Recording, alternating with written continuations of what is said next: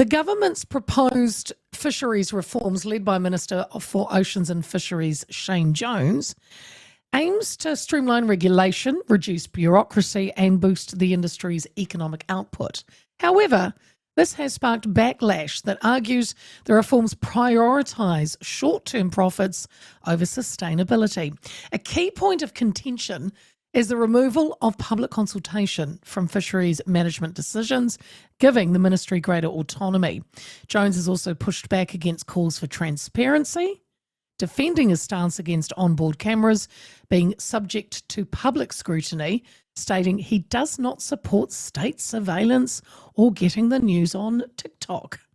One of the most controversial proposals would allow fishers to discard unwanted catch at sea instead of bringing it to shore. Sealord CEO Doug Poulin claims this is better for the ecosystem than sending fish to landfill. However, NPO and fisheries advocates LegaSea warns it could lead to high grading. This is where fishers selectively dump less profitable species, potentially harming marine populations. Sam Woolford is from LegaSea and he joins me now. Sam, a very good afternoon to you. G'day, Leah. How are you? Well, I'm good. I'm looking forward to talking to you about this, Sam, because look, I'll be honest, I'm 100% behind sustainability, but I will admit I don't know a lot of what goes on out there. So this is fortuitous that we are chatting. Hey, Sam, first up, let's look at Shane Jones. He says this is to streamline regulations, reduce the red tape, boost the industry's economic output. Is there any merit in that argument? Yes and no. Yes and no. Right. I think the first point is you touched on all the key points, and I think you rounded up on the issues really well. The first point is around public consultation. So the idea is that they want to remove public consultation from future fisheries management decisions. Now that's absolutely going to streamline the decision-making process because if you take out any dissenting views, you've got complete agreement. So the commercial fishing industry and MPI want to export more fish. So that's going to be an easy conversation, right? Yeah. But the public of New Zealand tend to prioritise the sustainability or the long-term health of these ecosystems. Yes. Yeah, so you're right. If the ministry has greater autonomy, that's, you've got the fox looking after the hen house, so to speak.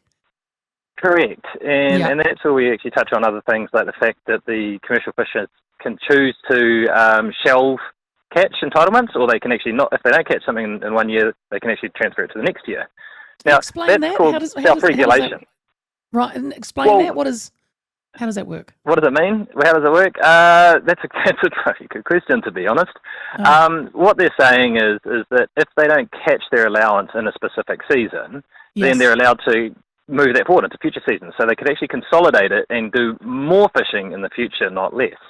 Now, for me, if I was a commercial fisherman and my job is to harvest natural resources to turn it into economic profit, the only reason that I wasn't catching something in that specific season is because the fish aren't there. Yes. So consolidating quota or catch entitlements to do it in the future, we're going to go from a really low base of fish population up to a little bit of recovery, and then the commercial industry is going to come in and fish harder.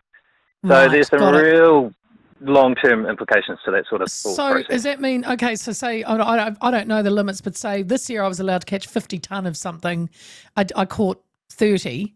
Does that mean next year I can catch 70? Is that in effect? Yes. There are percentages, you're not allowed to carry all of it forward, but yes, that's the fundamental logic that they're proposing. And from an economic perspective, that's even more alarming because that then becomes an asset on the books of these companies, and you're effectively privatising some of these rights in perpetuity or for a longer period of time. Yeah. Can we talk about bycatch or, discarding fish? And again, I don't really understand the process, so you can tell me a bit about that. And at the same time, the industry has said dumping unwanted fish back into the ocean is better for the ecosystem. What's your take on that? To answer that question, I think we have to go right back to basics. The quota management system is a single species quota system. So, Leah, I'll give you a ton of snapper, you can go out and fish it.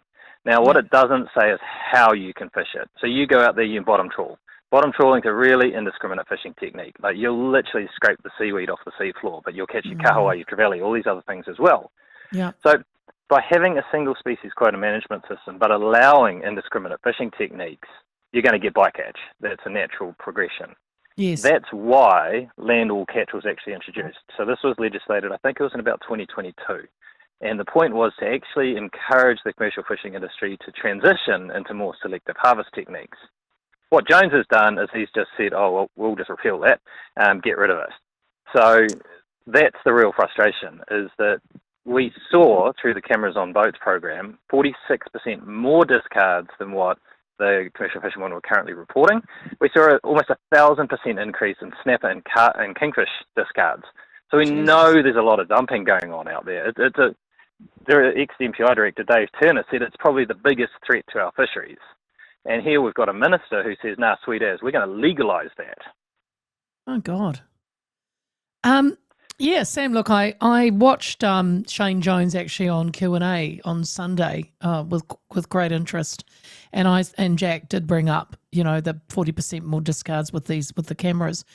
I don't understand why he's so defiant on figures like this, and he thinks that it's going to be okay to basically pull everything up from the bottom of the ocean, chuck away what we don't want, and where's the sustainability in it?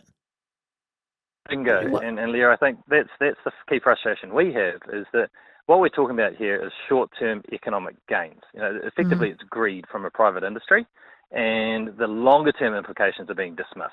So yes, from an economical, from a industrial sort of perspective, it will be more efficient.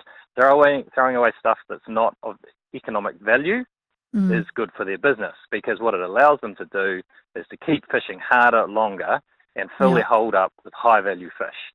But that has significant environmental impacts, and it also has a really long, significant economic impact in the longer term.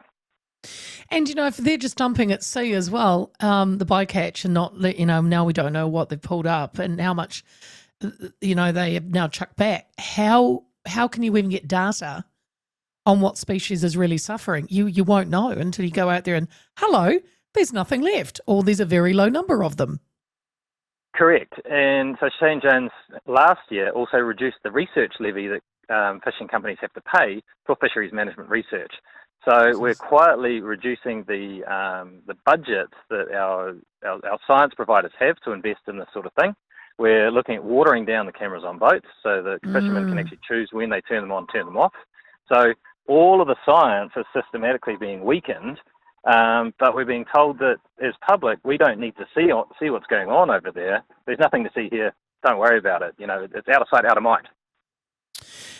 Sam, I know it goes, is this one of those, this goes out to public consultation, doesn't it? This is not done and dusted yet, correct? Correct. Yes. No, what's the plan? How do you see, what do you say, or what do you do to push back on this? Well, what we want is for everybody to have their say. And again, in the introduction, you nailed it. The most egregious point for us is the fact that they might take public consultation out of future fisheries management decisions. So through a 12-month process through seafood fishing companies and MPI, they've come up with this proposal, and they've given New Zealanders 6 weeks to actually have consultation on whether they want to be involved in the future of our fisheries or not.